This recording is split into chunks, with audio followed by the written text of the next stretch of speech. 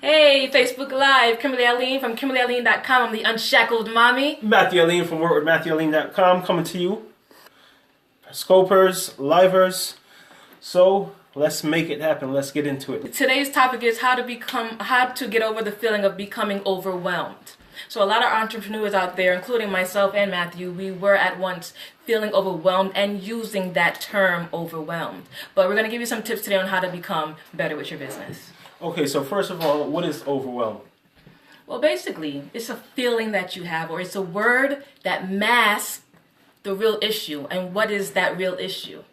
The real issue of feeling overwhelmed is procrastinating on what you need to do. Hey, Abby. Abby, yeah, so when you're saying you're overwhelmed, you have things to do and you're not doing it, you're procrastinating, right? Which is not good for your business. So why do people get overwhelmed? Well, again, because they have things to do and they feel overwhelmed, they're procrastinating, they're not going to get that stuff done.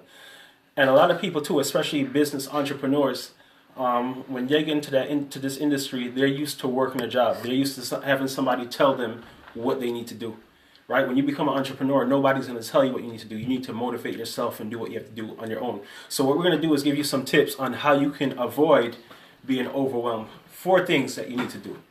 Okay, so for me, I just want to share this. For me, when I first started out working at home, I said, okay, I'm going to do this today. I'm going to do this. And then I would all of a sudden just see myself going to get some food because I'm all of a sudden hungry, right? Or I might, go through my list of friends in Facebook or check my emails, right? But I wasn't getting my work done because I wasn't structured. See, if you're not structured, you're always going to feel overwhelmed. You're always going to find something else to do and you're not going to make progress in your business. So, definitely you need a schedule, a daily schedule. All right, and also you need to know your goals. Why are you doing what you're doing? What's the main reason? Is it to stay home from work, quit your job, to travel more? Write down what your goal is when you get involved in business.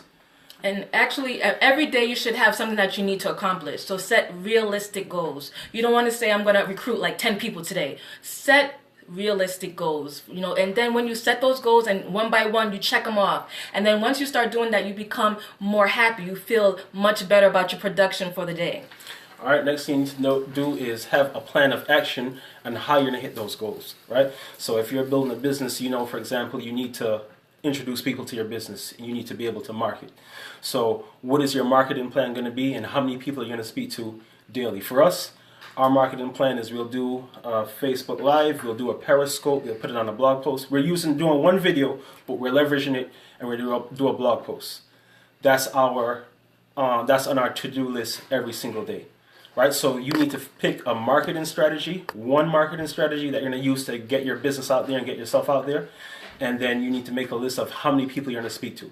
And it needs to be realistic. Like if you say, I'm going to speak to 100 people today, that's not going to happen. Make it realistic. Is it going to be 10 people, 5 people, and whatever that goal is, you do it, right? So prioritize your list from the money-making activities first, get that done first, and then do everything else. And I know for me too, when I set little goals at a time, I was more able to reach those goals. And by the end of the day, I didn't feel as depressed as I, would feel if, I didn't do this today, I didn't get this done. I would feel really, really bad at the end of the day. So when you set little goals, you're more able to reach those things, and then you feel better about yourself. And guess what? You now contribute your good feelings and happiness with your family. If you're depressed about things that you weren't getting done and you're using the word overwhelmed, then guess what? You're not going to be as happy and beneficial to people around you. So, set little goals, because little goals goes a long way. Right. And remember, write them down, check them off. Money-making activities first, like your marketing strategy. Whatever you need to do to accomplish that, have it written down. Knock those things out first. Do everything else after that. The next thing you need to do is... How many things have you listed so far? Check your notes. Check your notes. This is live. I think there's something I forgot to write down. Listen to personal development. Right? You need to listen to people who are doing what you want to do. Change your brain. Get that word overwhelm and frustrated and confused out of your mind, and stop being overwhelmed. So make personal development a daily part of your schedule. You can go on YouTube, listen to Jim Rohn, Tony Robbins, whoever you want to, but start doing some personal development daily. And that really helps too, because when you listen to people who were in your position, or you maybe had the same struggles as you, and then you see their progress and see how far they came from where they were, then it says, you know what, I have hope, right? You start feeling better. I can do this. Start, talking positive to yourself, right? And if you are an entrepreneur, a person, really trying to grow your business, there are two things that you really need to erase out of your vocabulary, and that is overwhelmed, and I feel so frustrated, because guess what? Those words are not serving you. Once you start using those words are going to become you, and you're going to really, be stuck in non-production. So just cross those words out of your vocabulary if you want to be a progressive and powerful entrepreneur. Okay, so let's do a quick recap. The first thing you need to do is know why you're doing it. Make a goal, know why you're involved in the business. Number 2, have a plan of action on how you're going to hit your goals. If you're in network marketing, you need to be marketing daily, and you need to be talking to prospects. Make it realistic. Have a to-do list, number 3, right? Put the money-making activities first on your list, and then everything else after. Get those things done first.